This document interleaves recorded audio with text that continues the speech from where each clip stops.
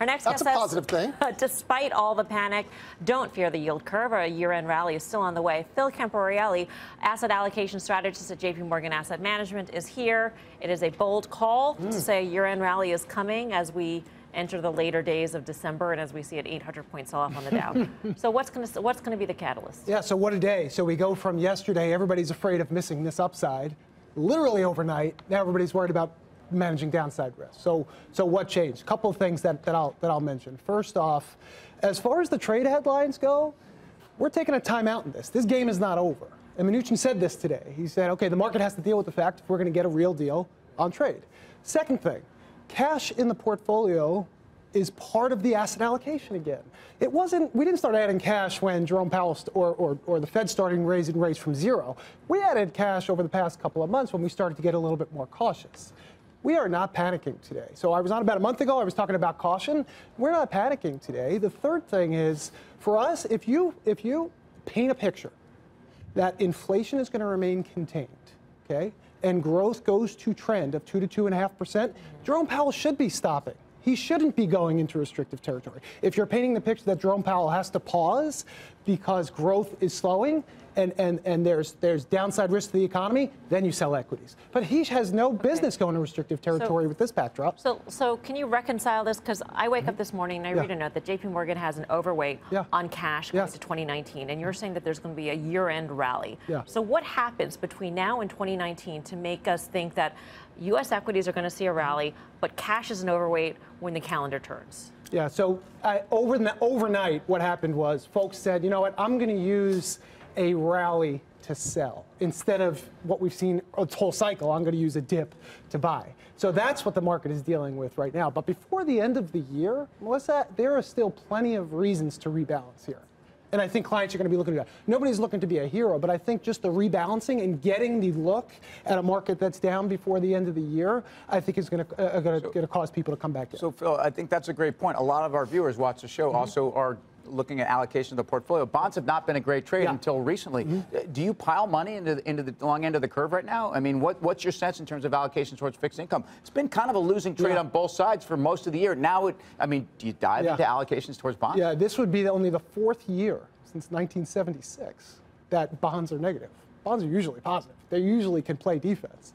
So if you have we've moved 30 bips on the 10-year. If you have a 10-year Treasury that's high 2s or low 3s, that's defense for our equity overweight. So if we're wrong about equities and Treasuries are at 3 and not 2, that's the reason why you go into bonds. We don't want to make money on that hedge, but it's at the entry point is really good. The other thing I'll say about 2s, 10s, because I think that's the real one to watch. Have we ever been this flat on 2s, 10s when the Fed threw $3.5 trillion of quantitative easing into their balance sheet? Have we ever been this flat on 2s, 10s when the Fed took rates to zero? I haven't seen anyone quantify what that really means for the curve. So going down the lines of this time is different, and I get that banks aren't going to lend, Phil. Banks aren't going to lend. You had lumber prices come in by 50%, copper prices by 10% pretty recently. So you've had the market just off kilter at this point. The Fed rates are moving higher. We came from 29.40 in the S&P. There's no reason to make new highs with this backdrop. The calculus has changed. Why buy the market now? But are rates moving higher? Or is Jerome Powell trying to create a pivot? Is he trying to get? Do you feel comfortable with a 10 basis point spread between 2s, 10s when it hasn't been this tight? It's been collapsing for years. So you could say that over the course of the market's gone up, but it's been collapsing for years. Steve, you know when else it was flat? It was flat in the second and third quarter. The second quarter we had 4% growth. In the third quarter we had 3% growth, and we were flat. People are picking on the yield curve today because the Dow's down 700 points. Right? I think that's why people banks don't lend when the yield curve flattens or inverts. They don't lend. You know what? Banks become popular just to invest in if they're getting their dividend back. So how's that going for you? It's going pretty well. Yeah, it's going pretty well. So if dividends are coming back and deregulation is happening, financials become important. I'm just taking a bit of a pause on 2s, 10s. People love talking about 2s, 10s, but it's different because the Fed has a gigantic balance sheet now. When was it this flat when the Fed's balance sheet was this big? Yes, they're tapering and they're selling assets, but shouldn't long rates be selling up? I hear what you're saying, and I'm not freaking about 2s, 10s. I also think banks are not a bad place to be, but technically, the long end should be selling off more if, in fact, we're going to have double the issuance that we're going to have in 2019 as we had in 2017. And the bottom line is assets are rolling off the balance sheet. 10,000 people are turning 65 every day. They need fixed income. That's number one. Number two, where's the inflation risk? Globally, where's the inflation risk? If inflation stops here at 2 and the Fed is pausing because of that, I want to be long equities in that scenario. Do I want to be long this week? I'm not sure, but I want to be long in the environment where inflation is not rampant. So if you're not worried about the flat yield curve, but you are worried about a situation where the economy slows down to the point of potential recession where the Fed has to now cut rates, what indicator do investors look at to say, hey, you know what? There's a recession coming and or the Fed is likely to cut rates? Yeah, the combination of consumer confidence, and I agree with Guy, what he said about the equity market and that being a confidence indicator. And I look at the jobs market. It's all about jobs.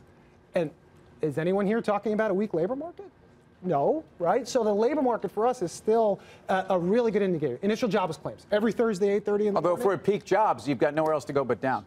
Yeah, but it's a tight labor market, right? So people are making more. That's a good thing, especially in the context of inflation remaining contained. Phil, good to see you. Thank you. Thank you. Phil Camporeale of JPMorgan.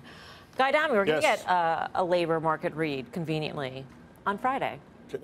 And it's interesting. Tomorrow, obviously, the markets, I mean, it's a very interesting week. Listen, there's no denying that. I mean, the president talks about it all the time. It's the strongest economy in the history of our republic. He says, and I'm paraphrasing, and the job market's absolutely at record highs. But does that then correlate to a market that can continue to go higher? Maybe it's quite the opposite. So, you know, listen, I've been so wrong for so long, it's very confusing. So I'm just going to take a pause here now. But I will say that with what's going on in Europe, Tim's pointing this out, the yield curve, it's never different this time, in my opinion. I think that's what Steve's saying as well. Yeah. What are you saying? There's no reason to be buying equities right now. Equities have a long drop ahead of them. I would say that if you're putting you below 25.32 for starters. So let's talk about another 170 handles. Are you short the market? What? Would you be short the market? So I've wanted to sell the market, and you sit on your positions and you say, well, oh, it's coming back. It's coming back. This is going to be a buy the dip opportunity. This is reversed, and it's a sell the pop opportunity. And I think you should be making sales in equity. So I wouldn't short it, but I don't short stocks. I wind up investing and either cutting or investing. I think if you're an aggressive trader, you can short this market. I mean, you've got a really good setup. You know that yesterday's high is your stop out. Now, it's a pretty wide, you're a pretty wide stop away. So maybe you use puts or something like that. But if you're a trader, there's a great opportunity to be short here. All right.